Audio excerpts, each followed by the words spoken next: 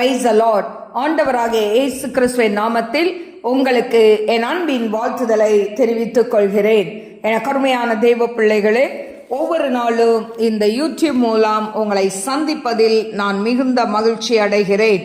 இந்த ஆடியோவை நீங்கள் கேட்டு தேவ ஆசீர்வாதத்தை பெறுவது மட்டுமன்றி, உங்களுக்கு அறிமுகமானவர்கள், உங்கள் நண்பர்கள், உங்கள் உறவினர்களுக்கும் இந்த ஆடியோவை அனுப்பி தேவனுடைய நாமத்தை மகிமைப்படுத்தும்படி உங்களை அன்புடன் கேட்டுக்கொள்கிறேன். இந்த நாளிலும் 1 சாமுவேல் 26 அதிகாரம் முதல் வசனம். பின்பு சீப் ஊரார் கிபியாவில் இருக்கிற சவுலினிடத்தில் வந்து, தாவீது எசிமோனுக்கு எதிரான ஆகிலா மேட்டில் ஒளித்து கொண்டிருக்கிறான் என்றார்கள். அப்பொழுது சவுல் சீப் வனாந்திரத்திலே தாவீதை தேடும்படி எழுந்து இஸ்ரவேலிலே தெரிந்து கொள்ளப்பட்ட 3000 பேரோடு கூட சீப் வனாந்திரத்துக்கு புறப்பட்டு போனான். சவுல் எசிமோனுக்கு எதிரே வழியண்டையில் இருக்கிற ஆகிலா மேட்டிலே பாளையம் இறங்கினான். தாவீது வனாந்திரத்தில் தங்கி சவுல் தன்னை தொடர்ந்து வனாந்திரத்திற்கு வருகிறதை கண்டு தாவீது வேவுக்காரரை அனுப்பி சவுல் வந்தது நிச்சயம் என்று அறிந்து கொண்டான். பின்பு தாவீது எழுந்து சவுல் பாளையம் இறங்கின இடத்திற்கு போய் சவுலும் நேரின் குமாரனாகிய அப்னேர் என்னும் அவன் படைத்தலைவனும் படுத்து கொண்டிருக்கிற இடத்தை பார்த்தான்.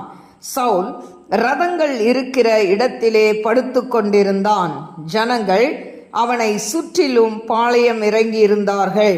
தாவீது ஏத்தியனாகிய அகிமெலேக்கையும் செரியாவின் குமாரனும் யோவாபின் சகோதரனுமாகிய அபிசாயையும் பார்த்து, என்னோட கூட சவுலிடத்திற்கு பாளையத்தில் இறங்கி வருகிறவன் யார் என்றதற்கு அபிசாய், நான் உம்மோடே கூட வருகிறேன் என்றான். அப்படியே தாவீதும் அபிசாயும் ராத்திரியிலே அந்த ஜனங்களுக்குள்ளே வந்தார்கள். இதோ சவுல் ரதங்கள் இருக்கிற இடத்திலே படுத்து நித்திரை பண்ணினான். அவன் தலைமாட்டில் அவனுடைய ஈட்டி நிலத்திலே குத்தி இருந்தது. அவனை சுற்றிலும் அப்னேரும் ஜனங்களும் படுத்து கொண்டிருந்தார்கள். அப்பொழுது அபிசாய் தாவீதை பார்த்து, இன்று தேவன் உம்முடைய சத்துருவை உம்முடைய கையில் ஒப்பு கொடுத்தார். இப்போதும் நான் அவனை ஈட்டியினால் 2 குத்தாக குத்தாமல் ஒரே குத்தாக நிலத்தில் உருவ குத்தட்டுமா என்றான். தாவீது அபிசாயை பார்த்து, அவரை கொல்லாதே, கர்த்தர் அபிஷேகம் பண்ணிவித்தவர் மேல் தன் கையை போட்டு குற்றமில்லாமற் போகிறவன் யார் என்று சொன்னான். பின்னும் தாவீது, கர்த்தர் அவரை அடித்து அல்லது அவருடைய காலம் வந்து அவர் மரித்து அல்லது அவர் யுத்தத்திற்கு போய் மாண்டால் ஒழிய நான் என் கையை கர்த்தர் அபிஷேகம் பண்ணிவித்தவர் மேல் போடாதபடி கர்த்தர் என்னை காக்க கடவர் என்று கர்த்தருடைய ஜீவனை கொண்டு சொல்கிறேன். இப்போதும் அவர் தலைமாட்டில் இருக்கிற ஈட்டியையும் தண்ணீர் செம்பையும் எடுத்துக்கொண்டு போவோம் என்றான். தாவீது சவுலின் தலைமாட்டில் இருந்த ஈட்டியையும் தண்ணீர் செம்பையும் எடுத்துக்கொண்ட பின்பு புறப்பட்டு போனார்கள். அதை ஒருவரும் காணவில்லை, அறியவும் இல்லை, ஒருவரும் விழித்து கொள்ளவும் இல்லை. கர்த்தர் அவர்களுக்கு அயர்ந்த நித்திரையை வருவித்ததினால் அவர்கள் எல்லாரும் தூங்கினார்கள்.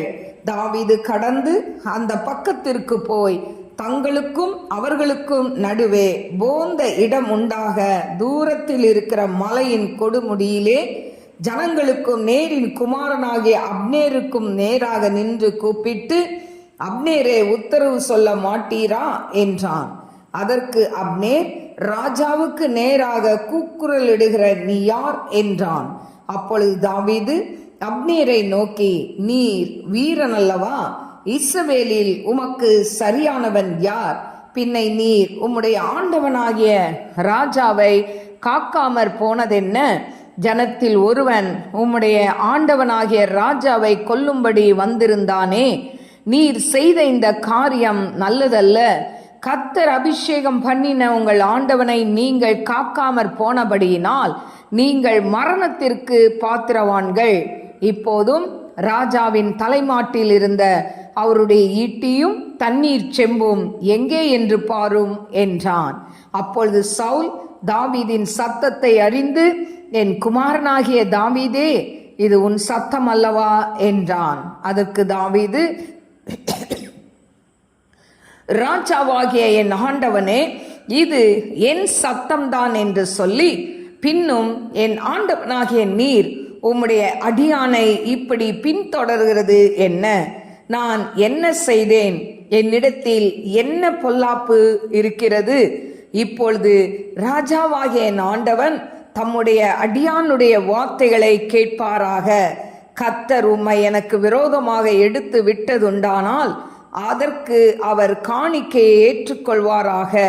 மனுபுத்திரர் அதை செய்தார்களே ஆகில் அவர்கள் கர்த்தருக்கு முன்பாக சபிக்கப்பட கடவர்கள்.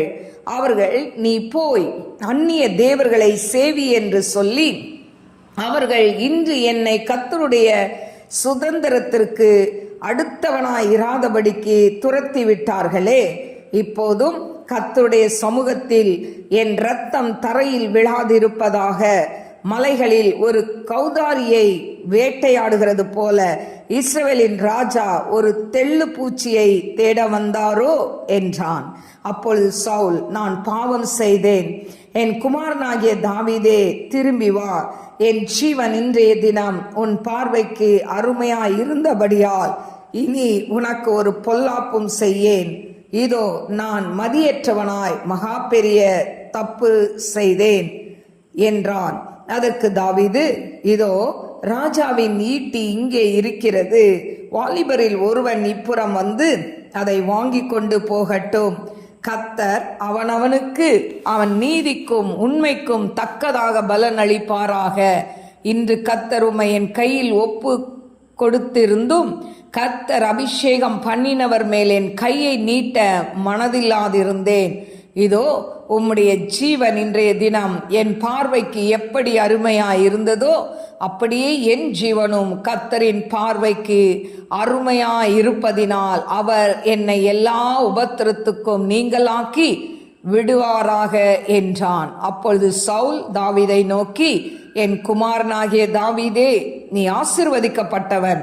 நீ பெரிய காரியங்களை செய்வாய், மேன்மேலும் பலப்படுவாய் என்றான். அப்படியே தாவீது தன் வழியே போனான்.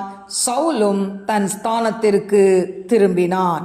எனக்கு அருமையான தேவ பிள்ளைகளே, இந்த நாளிலும் 1 சாமுவேல் 26 அதிகாரம் 1 முதல் 25 வசனங்களை நான் வாசித்திருக்கிறேன்.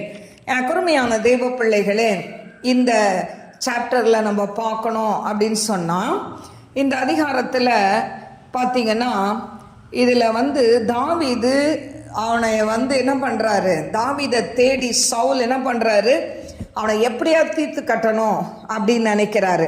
அந்த நேரத்தில் தாவீது, அதாவது சவுல் கிட்ட சில செய்தி வருது. என்னன்னா, சீப் ஊரார் கிபியால் இருக்கிற சவுலிடத்தில் தாவீது எசிமோனுக்கு எதிரான ஆகிலாம் மேட்டில் ஒளித்து கொண்டிருக்கிறான் என்றார்கள். இப்போ எசிமோனுக்கு எதிரான ஆகிலாம் மேட்டில் அவன் இருக்கிறான் அப்படின்னு ஒரு செய்தி வருது. இந்த செய்தியை கேட்ட உடனே இப்போ சீப் வனாந்திரத்துக்கு இந்த தாவீதை தேடி ஒரு 3000 பேரோட கூட அந்த சீப் வனாந்திரத்துக்கு சவுல் புறப்பட்டு போகிறான். இப்படி போகும்போது பார்த்தீங்கன்னா போய் இவங்க என்ன பண்ணுறாங்க, அந்த எசிமோனுக்கு எதிரே வழி அண்டையில் இருக்கிற ஆகிலாம் மேட்டிலே அவங்க பாளையம் இறங்குறாங்க. தாவீது வனாந்திரத்தில் இருக்கிறான். சவுல் தன்னை தேடி வருகிறான் என்பதை அவன் நிச்சயித்து கொண்டு அதற்கு பிறகு அவன் அந்த இடத்துல, தாவீது சவுல் பாளையம் இறங்கின இடத்திற்கு போய் அங்கே போய் பார்க்குறான். பார்க்கும்போது சவுலும் நேரின் குமாரனாக அப்னேர் என்னும் அவனுடைய படைத்தலைவனும் படுத்து கொண்டு இருக்கிறாங்க. அங்கே ரதங்கள்லாம் இருக்கு சுற்றி. ஜனங்களும் அவனை சுற்றி என்ன பண்ணுறாங்க, பாளையம் இறங்கி இருந்தார்கள். இப்படி எல்லாரும் நல்லா தூங்கிட்டு இருக்கிறாங்க. அப்போ தாவீது கேட்குறான், அந்த ஏத்தியனாகிய அகிமெலேக்கையும் செரியாவின் குமாரனும் யோவாபின் சகோதரனுமாகிய அபிசாயையும் பார்த்து, அகிமெலேக்கு அபிசாய் 2 பேர் இருக்கிறாங்க. இவங்க கிட்ட கேட்குறான், சவுலின் இடத்துக்கு நான் போகிறேன், யார் என் கூட வரா அப்படின்னு கேட்கும்போது அபிசாய் சொல்கிறான், நான் வரேன் உங்க கூட அப்படின்னு சொல்லி இவங்க 2 பேரும் அந்த அவங்க தங்கி இருக்கிற பாளையத்தில் போய் என்ன பண்ணுறாங்க, போய் பார்க்குறாங்க. இப்போ போகும்போது ராத்திரியில் போகிறாங்க, எல்லாம் நல்லா தூங்கிட்டு இருக்கிறாங்க. இவங்க என்ன பண்ணுறாங்க, இதை பார்க்கும்போது அபிசாய் சொல்கிறான், இதோ பாருங்க, சத்ருவை இன்னைக்கு ஆண்டவர் நம்ம கையில் கொடுத்துருக்கிறாரு, இவனை 2 குத்தா இல்லை, ஒரே குத்தா ஈட்டியை வச்சு குத்திடுறேன் சவுல அப்படின்னு சொல்லும்போது, அப்போ தாவீது சொல்கிறான், இல்லை இல்லை, கர்த்தரால் அபிஷேகம் பண்ணப்பட்டவர் மேலே என் கை போடக்கூடாது. 2வது முறை இது தாவீதுக்கு ஒரு தருணம். நம்மனா சில தருணங்களை பயன்படுத்தி கொள்வோம் சத்ருவை பழி வாங்கிறதுக்கு.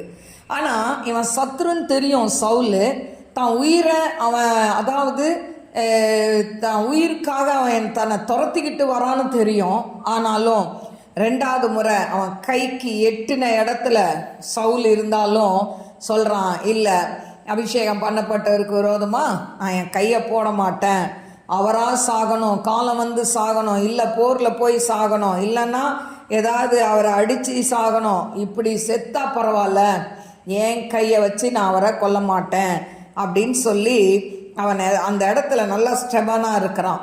பாருங்க, இப்படிப்பட்ட அந்த சூழ்நிலையில் அந்த பாளையத்தில் போய் அந்த சவுல் தலைமாட்டில் இருக்கிற ஈட்டியும் தண்ணீர் செம்பு, குடிக்க தண்ணி வச்சிருக்கிற அந்த செம்பையும் எடுத்துகிட்டு வந்துடுறாங்க. எடுத்துகிட்டு வந்துட்டு அது வரைக்கும் பார்த்திங்கன்னா நல்லா தூங்குறாங்க. ஏன் தூங்குறாங்க தெரியுமா? அதில் 12ஆம் வசனத்தில் சொல்லப்பட்டிருக்கு, கர்த்தர் அவர்களுக்கு அயர்ந்த நித்திரை வருவித்ததினால் அவர்கள் எல்லாரும் தூங்கினார்கள். சாதாரணமாக தூங்க முடியுமா? யுத்தத்தில் எதிரி படை எப்போ வரும், யார் தாக்குவாங்க அப்படின்னு ராஜாக்கு அவங்க எல்லாருமே பாடி கார்டாக இருப்பாங்க. ஒரு சின்ன சத்தம் கேட்டால் கூட எழுந்திருப்பாங்க. ஆனால் இந்த இடத்துல தாவீதும் அந்த அபிசாயும் போயிருக்கிறாங்க.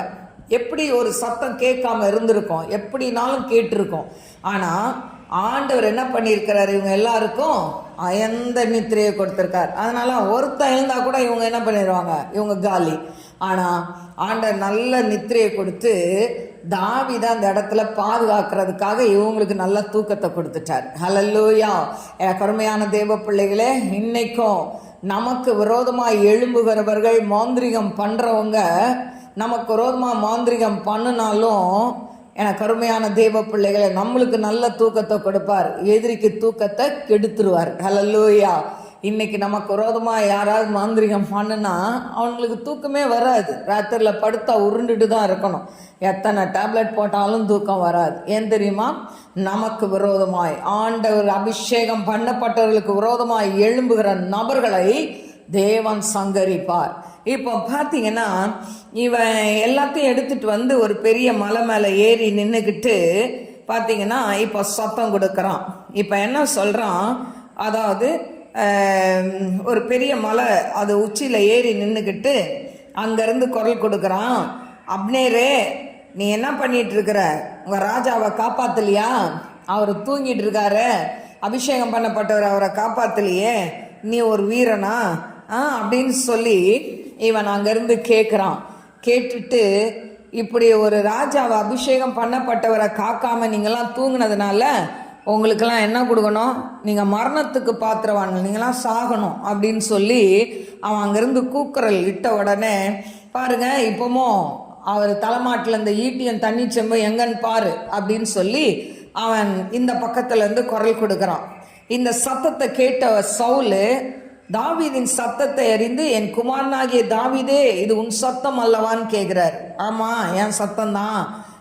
நான் என்ன பாவம் செய்தேன், உங்களுக்கு என்ன துரோகம் செய்தேன், ஏன் என்னை இப்படி தொடர்ந்து தேடிக்கிட்டே இருக்கிறீங்க அப்படின்னு சொல்லி அவன் சவுலோடு பேசிக்கிட்டு இருக்கிறான். ஒரு கௌதாரியை வேட்டையாடுறது போல வரீங்களே, ஒரு தெள்ளுப்பூச்சியை தேடுறதுக்காக வந்தீங்க அப்படின்னு சொல்லி இந்த தாவீது சவுலை பார்த்து சொல்கிறார். உடனே சவுல் சொல்கிறான், ஐயோ நான் பாவம் செஞ்சேன், என் குமாரனாகிய தாவீதே திரும்பி வா அப்படின்னு சொல்லிட்டு, இன்றைக்கு என் ஜீவனை உன் பார்வைக்கு அருமையாக இருந்தபடினாலும் நீ என்னை கொல்லாமல் விட்டியே, நான் தான் தப்பு செய்துட்டேன், நான் தான் புத்தி இல்லாமல் செய்துட்டேன் அப்படின்னு சொல்லி, நான் பெரிய தப்பு செஞ்சிட்டேன், என்னை மன்னிச்சிருன்னு சொல்லி 21ஆம் வசனத்தில் அவன் சொல்கிறதை நாம் பார்க்கிறோம். எனக்கு அருமையான தெய்வ பிள்ளைகளே, தாவீது சொல்கிறான், அந்த ஈட்டியும் செம்பையும் யாராவது ஒரு வாலிபனை விட்டு வாங்கிக்கோங்க அப்படின்னு சொல்லிட்டு பாருங்க. அதில் பின் பகுதியில் பார்த்தீங்கன்னா தாவீது கர்த்தரை முன்னிட்டு பேசுகிறதை பார்க்கிறோம். அப்போ அவன் எவ்வளோ கர்த்தருக்குள்ள அவன் இருந்ததை நாம் பார்க்கிறோம். அவன் சொல்கிறான், கர்த்தர் உம்மை என் கையில் ஒப்பு கொடுத்திருந்தும் கர்த்தர் அபிஷேகம் பண்ணினவர் மேல் என் கையை நீட்ட மனதில்லாது இருந்தேன்.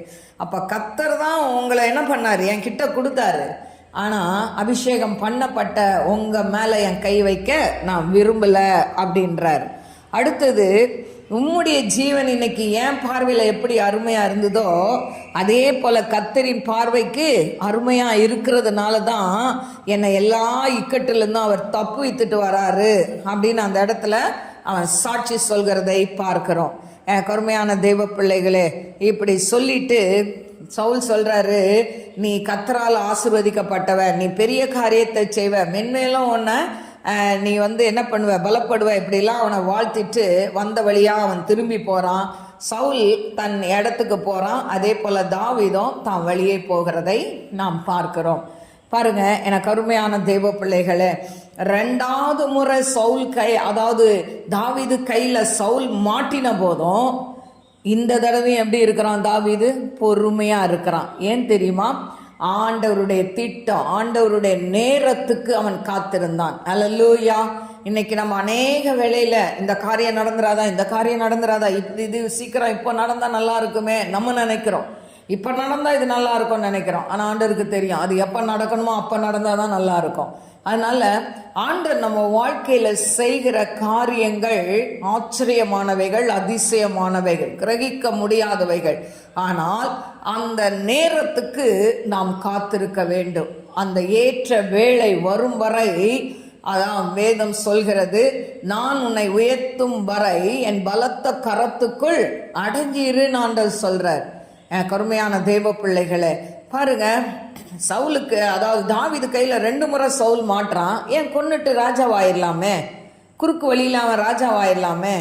ஆனா ரத்தம் படிந்த அந்த கையோட அவன் ராஜாவா இருக்கணும். ஆனா அவன் நான் சாகடிக்க கூடாது, ஆண்டவரா அவன் வேலை வந்து சாகணும், இல்லை யுத்தத்துல சாகணும் அப்படின்னு சொல்லி ஆண்டவருடைய வேலைக்கு அவன் காத்திருக்கிறதை பார்க்கிறோம். இதை கேட்டுக்கொண்டு இருக்கிற அன்பு சகோதர சகோதரிகளே, உங்க வாழ்க்கையில கூட, உங்க குடும்ப வாழ்க்கையில சில காரியங்கள், உங்களுக்கு பிரியமில்லாத காரியங்கள் நடக்கலாம்.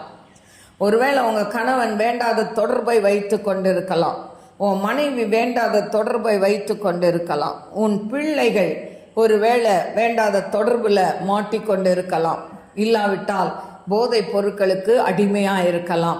எதுவாக இருந்தாலும் உடனே அந்த காரியத்தை தீர்த்து கட்டணும், உடனே முடிவு எடுக்கணும், உடனே எனக்கு நியாயம் செய்யணும்னு நிற்காதீங்க. ஏற்ற வேளைக்கு காத்துருங்க. ஏன்னா வேதம் அப்படிதான் சொல்கிறது. லூக்கா 18:7-8 பார்த்தீங்கன்னா, அதாவது அவருடைய பிள்ளைகளுக்கு கூட இரவும் பகலும் அவரை நோக்கி கூப்பிடுகிற விஷயத்தில் நீடிய பொறுமையாயிருந்து நியாயம் செய்யாமல் இருப்பாரோ சீக்கிரத்தில் நியாயம் செய்வார். அவரை நோக்கி கூப்பிடுறவங்க விஷயத்துல கூட அவர் நீடிய பொறுமையா இருக்கிறார். அப்போ ஆண்டர்கிட்ட நீடிய பொறுமையை கேளுங்க. அவங்க அந்த வலையிலிருந்து வெளியே வர்றதுக்கு சில காலங்கள் ஆகும், சில நாட்கள் ஆகும், மாதங்கள் ஆகும், வருஷங்களும் ஆகும். ஆனால் எதுவாக இருந்தாலும் ஆண்டவர் கையில் அந்த காரியத்தை ஒப்பு கொடுத்துருங்க. நீங்கள் கவலைப்படுறதுனாலையோ, நீங்கள் கஷ்டப்படுறதுனாலையோ, இல்லாட்ட அவங்க வீட்டுக்கார்ட்ட இல்லை உங்கள் மனைவி கிட்ட சண்டை போடுறதுனாலையோ அந்த பிரச்சனை தீராது. அப்போது ஆண்டவர்கிட்ட கொடுத்துட்டு, ஆண்டவரே எங்கள் குடும்பத்தில் இந்த பிரச்சனை இருக்குது, என் கணவன் இன்னொரு பெண்ணோட தொடர்பு வைத்து கொண்டு உல்லாசமாய் வாழ்ந்து கொண்டு இருக்கிறார், என் மனைவி இன்னொரு ஆளோடு தொடர்பு வைத்து கொண்டு அவள் உல்லாசமாக இருக்கிறார், என் பிள்ளைகள் படிக்கிற வயதில் படிக்காமல் ஊரை சுற்றி கொண்டு இப்படிப்பட்ட பிரச்சனையில் இருக்கிறாங்க, இல்லை போதை பொருளுக்கு அடிமையாக இருக்கிறான், இப்படி ஆண்டவர்கிட்ட அந்த காரியத்தை கொண்டு போய் வைத்து விட்டு நீங்கள் அமைதலாக ஜெபிக்க ஆரம்பிங்க. நீங்கள் உபவாசித்து ஜெபிங்க. தெய்வ சமூகத்தில் விடாப்பிடியாக ஜெபிங்க. என்னை ஆசீர்வதித்தால் ஒழிய விடமாட்டேன்னு ஜெபிங்க. நீங்கள் ஜெபிங்க. நாள் ஒன்று வரும், கர்த்தர் எந்த வலைக்குள்ள சிக்கி தவித்து அவங்க ஆஸ்தி, அந்தஸ்து, மேன்மை எல்லாத்தையும் இழந்து நிற்கிறாங்களோ ஒரு நாள் உங்கள் சமூகத்தில் ஆண்டவர் கொண்டு வந்து நிறுத்துவார். ஹல்லேலூயா. எனக்கு அருமையான தெய்வ பிள்ளைகளே, அது வரைக்கும் அமைதலாக வாயை மூடிக்கிட்டு அமைதலாக ஜெபிக்க ஆரம்பிங்க. ஹல்லேலூயா. பாருங்க, அந்த யுத்தத்துக்கு வரும்பொழுது மோசே சொல்கிறான், நீங்கள் சும்மா நின்று கொண்டு பாருங்கள், நான் உங்களுக்காக யுத்தம் செய்வேன். கர்த்தர் உங்களுக்காக யுத்தம் செய்வார், நீங்கள் சும்மா இருந்தால் போதும். ஹல்லேலூயா. அதனால் நமக்காக யுத்தம் செய்வார். அதனால் நம்ம தின்னு தூங்கலான்னு இல்லை, ஆனால் விடாப்பிடியாக ஜெபிங்க. எந்த பிரச்சனையில் இருக்கீங்களோ அந்த பிரச்சனைக்காக கவலைப்படுறத அப்படியே மூட்டை கட்டி வச்சுட்டு, ஏசப்பா இதை என்னால் தூக்கி சுமக்க முடியாது, இந்த பாரத்தை என்னால் தூக்க முடியாது, இந்த பிரச்சனை என்னால் தூக்க முடியாது, ஆண்டவரை உம்முடைய பாதத்தில் வச்சுட்டேன், நீங்கள் விடுதலையை கொடுங்க. நீங்கள் தூக்கி சுமக்கிற வரைக்கும் ஆண்டவர் வெயிட் பண்ணுவார். சரி, உன் பலத்தால் எல்லாத்தையும் சாதித்து முடி. நீ சண்டை போடுறியா, சண்டை போடு. உன் வீட்டுக்காரனை சண்டை போட்டே நீ திருத்திடலான்னு நினைக்கிறியா, திருத்து. ஆண்டவர் வெயிட் பண்ணிகிட்டே இருப்பார். எல்லாம் பண்ணிட்டு கடைசியில் ஒன்றும் முடியலன்னும் போது, ஆண்டவரே எனக்கு யாரும் இல்லைன்னு சொல்கிறீங்க பார்த்தீங்களா, அப்போ தான் ஆண்டவர் கிரியை செய்வார். அதை முதலே செஞ்சிருங்களேன். ஆண்டவரே எனக்கு பலனே இல்லைப்பா, இதை என்னால் தூக்கி சுமக்க முடியலப்பா, இதை நினச்சேன்னா எனக்கு பிபி ஹை ஆகுது, இதை நினச்சேன்னா எனக்கு சுகர் ஹை ஆகுது. ஆண்டவரே இந்த பெரிய பாரத்தை உங்கள் கிட்ட வச்சிடுறேன், கர்த்தர் மேல் பாரத்தை வைத்து விடுங்கள், அவர் உங்களை ஆதரிக்கிறவர், நீதிமானை தள்ளாட விட்டார். அப்போது நீங்கள் நீதிமான், ஆண்டவருடைய பிள்ளைங்க, ரத்தத்தால் கழுவப்பட்டவங்க யார்? நீதிமான். அப்போது உங்கள் பிரச்சனையை அவர் தள்ளாட வெட்டவே மாட்டார். அவர்கிட்ட கொடுத்துட்டிங்கன்னா அவர் கரெக்டாக எந்த நேரத்தில் செய்து முடிக்கணுமோ செஞ்சு முடிச்சிருவார். அதனால் அவர் கையில் கொடுத்துட்டு நீங்கள் உங்கள் ஓட்டத்தை வேகமாக ஓடுங்க. ஆண்டவருடைய அந்த ட்ராக்கில் ஓடிக்கிட்டே இருங்க. அழைத்த அழைப்பு, பந்தய பொருளுக்காய் நமக்கென்று வைத்திருக்கிற லக்கை நோக்கி, ஆண்டவர் நமக்கென்று வைத்திருக்கிற அந்த பரலோக மேன்மையை நோக்கி ஓடணும். இதெல்லாம் இடையில வர பிசாசு, இந்த கவலை, பாரம், பிரச்சனை, இதெல்லாம் உங்கள் ஓட்டத்தை தடுக்கிற ஆயுதம். இதெல்லாம் தூக்கி உதறி தள்ளிட்டு ஓடிக்கிட்டே இருங்க. ஆண்டவர் சமூகத்தில் ஜெபிங்க, வேதத்தை வாசிங்க, நீங்கள் ஊழியம் செய்யுங்க. இப்படி உங்கள் ஓட்டத்தை ஓடிக்கிட்டே இருங்க. நீங்கள் ஆண்டவருக்குன்னு நீங்கள் ஓடும்போது ஆண்டவர் மற்ற காரியத்தெல்லாம் அவர் பார்த்துக்குவார். நீங்கள் உலகத்தை பார்த்துக்கிட்டே இருந்தீங்கன்னா உங்களால் ஆண்டவருக்குள்ளே ஓட முடியாது. இன்றைக்கி இந்த உலகம் ஓட்ட வேணுமா, ஆவிக்குரிய ஓட்டம் வேணுமான்னு தீர்மானம் எடுங்க. ஆண்டவர்கிட்ட சொல்லுங்கள், ஆண்டவரை இந்த உலகம் ஓட்டெல்லாம் ஓடி முடிச்சிட்டேன், என்னால் முடியல ஆண்டவரை, என்னால் முடியல அப்பா, ஆவிக்குரிய வாழ்க்கையில் நான் உமக்கென்று ஓடணும் ஆண்டவரை, உமக்கென்று ஊழியம் செய்யணும் ஆண்டவரை, உமக்கென்று சாட்சியாக வாழணும் ஆண்டவரை. உங்களை அர்ப்பணிப்பீங்களா? இந்த கால வேளையில் உங்களை அர்ப்பணிங்க.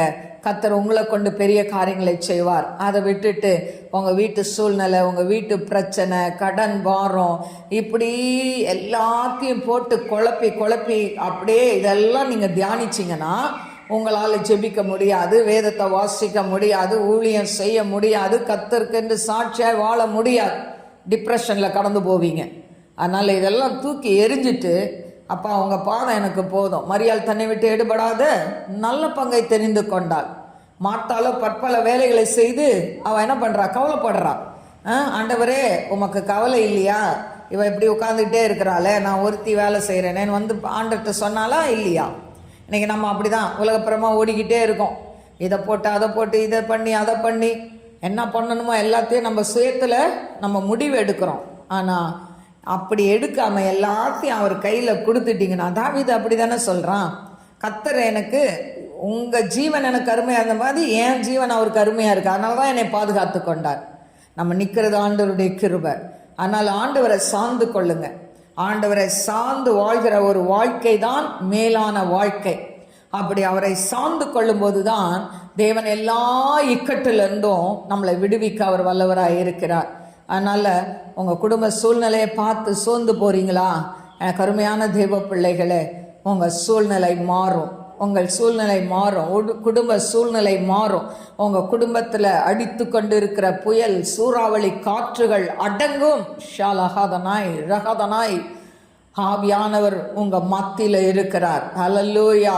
உன் குடும்பத்தில் கொந்தளித்து கொண்டு இருக்கிற அந்த அலைகள் நாஸ்ரீனாக இயேசு கிறிஸ்து நாமத்துமல்ல அடங்கும் என்று கர்த்தர் சொல்கிறார். ரைகாதனாய் ரூபஹாதனாய் கரபா. அப்பா உமக்கு நன்றி. ஹல்லேலூயா. எனக்கு அருமையான தேவ பிள்ளைகளை கண்களை மூடி ஜெபிப்போமா? ஸ்தோத்திரம் ஆண்டவரே. ஷாலா பாராதி காராமா ரிஹா ஷலோஹதனாய் பே கம்மன் தியுலஹ ஷலர பே கரபா. வாழ்க்கை ஏன் வாழணும்னு சொல்லி ஆண்டவரே, வாழ்க்கை எனக்கு கசப்பா இருக்கிறது, செத்துட்டா நல்லா இருக்கும் நினைச்சு ஆண்டவரே, அநேகர் இந்த வார்த்தை கேட்டுக்கொண்டு இருக்கிற அன்பு சகோதர சகோதரிகளை கண்ணோக்கி பாருங்க, வாலிப பிள்ளைகளை கண்ணோக்கி பாருங்கப்பா. ஓ ரபா அப்பா, அவங்க வாழ்க்கையில ஏமாற்றப்பட்ட இடம் ஆண்டவரை, அவங்க வாழ்க்கையில நடந்த ஆண்டவரை சோகமான காரியங்கள் ஆண்டவரை அப்பா, எல்லாவற்றையும் தகப்பனை தூக்கி எறிந்து உமை நோக்கி ஓடி வர கிருபை கொடுங்க ஆண்டவரை. அப்பா மக்க ஸ்தோத்திரிக்கிற தூ லக்கன் ஷலர் பேக்கரபா. நீ சாக பிறந்தவள் அல்ல, சாக பிறந்தவன் அல்ல. ஷியா லஹாதனாய் லப்தினா கரபா. கர்த்தருனை வாழ வைக்கிற தெய்வம். ரீபா லஹாதனாய் அவரிடத்தில் அவன் வாழ்க்கையை ஒப்புக்கொடு. அவர் உன்னை உயர்த்தி ஆசிர்வதிப்பார். நீ இழந்து போனதை ஆண்டவர் மீண்டுமாய் உனக்கு தருவார். நீ எந்த இடத்துல ஏமாற்றப்பட்டு நிர்கதியாய் நிற்கிறாயோ அந்த இடத்துல இந்த ஆண்டவர் உன்னை தூக்கி நிறுத்துவார்.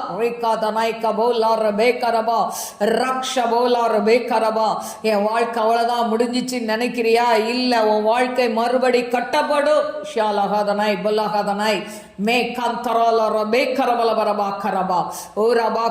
இடிந்து போன உன் குடும்ப அல்லங்கத்தை மறுபடி கத்தர் கட்டுவார். ஷாலகதனாய் ரேகாந்தரால ரபேகரபா தீரபா கரபா ஓரபா கரபா தீனமா கரபா ரிஹாதனாய் கரபா ரிஹாதனாய். ரூத்துக்கு ஒரு போவாஸ் உண்டு என்று சொன்னார். கத்தர் உன் வாழ்க்கையில ஓரபா கரபா குடும்பம் சின்ன பின்னமா இடிந்து போயிருந்தாலும் மறுபடியும் குடும்ப அலங்கத்தை எடுத்து கட்டி உன்னை சாட்சியாய் நிறுத்துவார். நீ கத்தரை மாத்திரம் பணிந்து கொண்டு கத்தரை மாத்திரம் பிடித்து கொண்டு அவரை சார்ந்து வாழ்வாய் என்று சொன்னார். கர்த்தர் உன் வாழ்க்கையில பெரிய காரியங்களை செய்வார். ரேபா கபா லக்காதனாய். படிப்புல தோல்வியோடு இருந்து ஓரபா கதீனமா கரபா ஓரபா நான் நினைச்சதை படிக்க முடியலையேன்னு சொல்லி நீ கவலைப்படுறத நிறுத்திட்டு ரீகாந்தரா கர்த்தருடைய சித்தத்தை நிறைவேற்று. கர்த்தர் உன் வாழ்க்கையில பெரிய காரியங்களை செய்வார். அல்லஹாதனாய் லக்கன்ஷியாதனாய் கரபா. ஆண்டவரே உம்முடைய கிருபை மகள் ஆண்டவரே பிள்ளைகளை தாங்கட்டும். இதை பார்த்து கொண்டு இருக்கிற ஒவ்வொரு பிள்ளைகளும் எந்தெந்த கத்தாவை மன கவலையோடு பாரத்தோடு இருக்கிறாங்களோ அந்த கவலை கண்ணீர் பாரம் பிரச்சனைகள் இந்த குடும்பத்தை விட்டு நீங்கட்டும். அப்பா, அநேகர் டிப்ரெஷனில் இருக்காங்க. அப்பா, அந்த டிப்ரெஷன்லேருந்து வெளியே கொண்டு வாங்க டேடி. அப்பா, அவங்க வாழ்க்கை செழிக்கட்டும், அவங்க படிக்கிற படிப்பு செழிக்கட்டும். ஆண்டவரே குடும்ப வாழ்க்கை செழிக்கட்டும். ஷாலா ரபா கரபா. எதிர்காலமே இல்லைன்னு சொல்லி அப்பா இருட்டறையில் மூலையில் உட்கார்ந்து கொண்டு இருக்கிற பிள்ளைகளை கண்ணோக்கி பாருங்கப்பா. அவங்கள வெளியில் வெளிச்சத்துக்கு கொண்டு வாங்க டேடி. ஆண்டவரே உம்முடைய கரத்தில் தாழ்த்தி ஒப்பு கொடுக்குறப்பா. நீங்கள் பொறுப்பெடுத்துக் கொள்ளுங்க, வழி நடத்துங்க, ஆசீர்வதிங்க. இயேசுவின் நாமத்தில் கேட்கிறேன் பிதாவே. Amen. God bless you. God bless you.